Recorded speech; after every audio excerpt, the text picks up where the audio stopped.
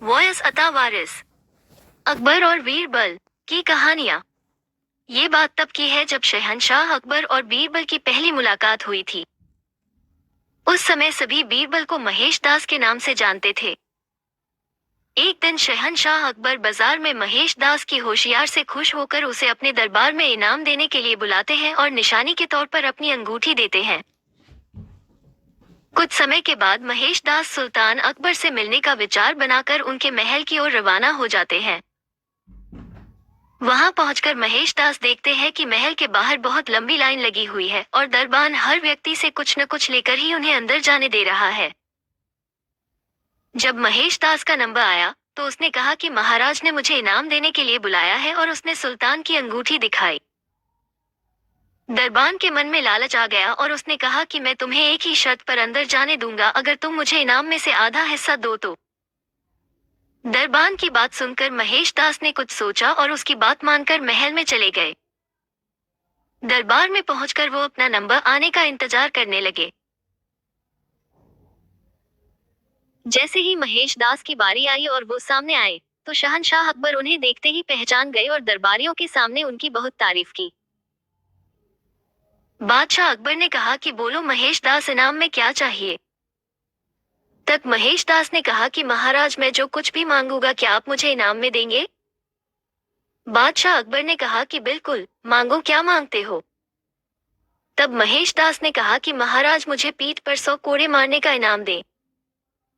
महेश दास की बात सुनकर सभी को हैरानी हुई और बादशाह अकबर ने पूछा कि तुम ऐसा क्यों चाहते हो।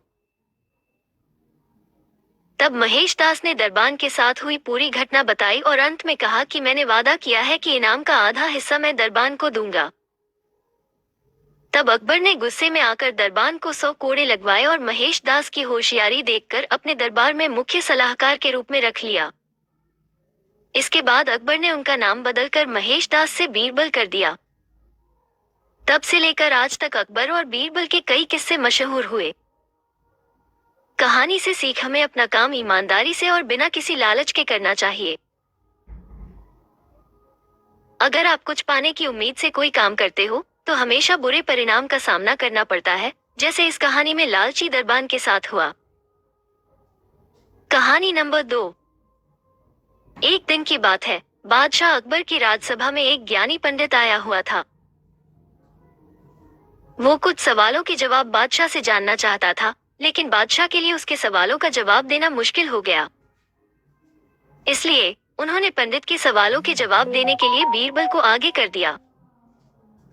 बीरबल की चतुराई से सभी वाकिफ थे और सभी को उम्मीद थी कि बीरबल पंडित के हर सवाल का जवाब आसानी से दे सकते हैं। पंडित ने बीरबल से कहा, मैं तुम्हें 2 विकल्प देता हूँ। एक, या तो तुम मुझे मेरे 100 आसान से सवाल के जवाब दो या फिर मेरे एक मुश्किल सवाल का जवाब दो। बीरबल ने सोच विचार करने के बाद कहा कि मैं आपके एक मुश्किल सवाल का जवाब देना चाहता हूँ। फिर पंडित ने बीरबल से पूछा, तो बताओ, मुर्गी पहले आई या अंडा। बीरबल ने तुरंत पंडित को जवाब दिया कि मुर्गी पहले आई। फिर पंडित ने उनसे पूछा कि तुम इतनी आसानी से कैसे बोल सकते हो कि मुर्गी पहले आई। इस पर बीरबल ने पंडित से कहा कि यह आपका दूसरा सवाल है और मुझे आपके एक सवाल का ही जवाब देना था। ऐसे में पंडित बीरबल के सामने कुछ बोल नहीं पाया और बिना बोले ही दरबार से चला गया। बीरबल की चतुराई और अक्लमंदी को देखकर अकबर हमेशा की तरह ही इस बार भी बहुत खुश हुए। इससे बीरबल ने साबित कर दिया कि बादशाह अकबर के दरबार में सलाहकार के रूप में बीरबल का रहना कितना जरूरी है। कहानी से सीख, इसी तरह से दिमाग लगाने और संयम रखने से हर सवाल का जवाब और हर समस्या का हल मिल सकता है। कहानी नंबर 3। एक बार की बात है, बादशाह अकबर अपने शहजादे के साथ राज दरबार में उपस्थित थे। दरबार में मौजूद हर किसी की नजर शहजादे पर थी। वहां मौजूद हर कोई यही कह रहा था कि शहजादा दुनिया का सबसे खूबसूरत बच्चा है।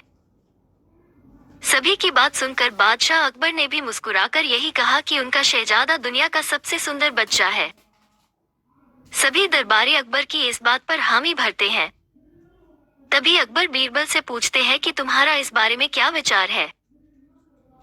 बीरबल, महाराज, शहजादा सुंदर है, लेकिन मेरे ख्याल से शहजादा पूरी दुनिया का सबसे सुंदर बच्चा नहीं है। अकबर, बीरबल तुम्हारे कहने का क्या मतलब है कि शहजादा सुंदर नहीं है? बीरबल, नहीं नहीं, जहांपनाह, मेरा कहने का मतलब यह नहीं था। आप मेरी बात का गलत मतलब न निकालें। हमारा शहजादा बहुत खूबसूरत है, लेकिन दुनिया में और भी सुंदर बच्चे होंगे। अकबर, तो क्या हम ये समझे कि पूरी दुनिया का सबसे सुंदर बच्चा हमारा शहजादा नहीं है? बीरबल, जी जहांपनाह, मेरी बातों का यही मतलब है। अकबर, बीरबल, अगर तुम्हारा ये कहना है कि दुनिया में शहजादे से भी ज्यादा खूबसूरत बच्चा है, तो तुम उसे हमारे समक्ष लेकर आओ। अकबर का आदेश सुनकर बीरबल शहजादे से भी ज्यादा सुंदर बच्चे की खोज में निकल जाता है। कुछ दिन बीतने के बाद बीरबल राज दरबार आता है। बीरबल राज दरबार में अकेले आता है। ये देख अकबर खुश होकर कहता है, क्यों बीरबल, अकेले आए हो? मतलब तुम्हें शहजादे से अधिक खूबसूरत बच्चा नहीं मिला? बीरबल, जहांपनाह, मैं आपको इस बात की सूचना देने आया हूँ कि मैंने शहजादे से भी अधिक सुंदर बच्चा खोज लिया है। अकबर, अगर बच्चा मिल गया है, तो तुम उसे दरबार में क्यों नहीं लाए? बीरबल, मैं उसे दरबार में लेकर नहीं आ सकता हूँ, लेकिन मैं आपको उस तक लेकर जरूर जा सकता हूँ। अकबर, ऐसा कौन सा कारण है जिसकी वजह से तुम उसे दरबार में नहीं ला सकते? बीरबल, ये तो आपको वहां जाकर ही पता चलेगा। अकबर, ठीक है, फिर हम कल सुबह उस बच्चे को देखने जाएंगे। बीरबल, जहांपनाह, उस बच्चे को देखने जाने के लिए हमें भेष बदलना होगा। अकबर, उस बच्चे से मिलने के लिए हम ये भी कर लेंगे। अगले दिन सुबह अकबर और बीरबल भेष बदलकर उस बच्चे को देखने के लिए चले जाते हैं। बीरबल अकबर को एक झोपड़ी में लेकर जाता है, जहां एक छोटा सा बच्चा मिट्टी के साथ खेल रहा होता है। बीरबल उस बच्चे को दिखाते हुए कहता है कि वो रहा सबसे सुंदर बच्चा। अकबर, तुम्हारी यह हिम्मत कि तुमने एक बदसूरत और झोपड़ी में रहने वाले बच्चे को संसार का सबसे सुंदर बच्चा बता दिया। अकबर की बातें सुनकर बच्चा जोर जोर से रोने लगता है, जिसे सुनकर उसकी माँ झोपड़ी के अंदर से आती है और अकबर को गुस्से में कहती है, तुमने मेरे बच्चे को बदसूरत कैसे कह दिया?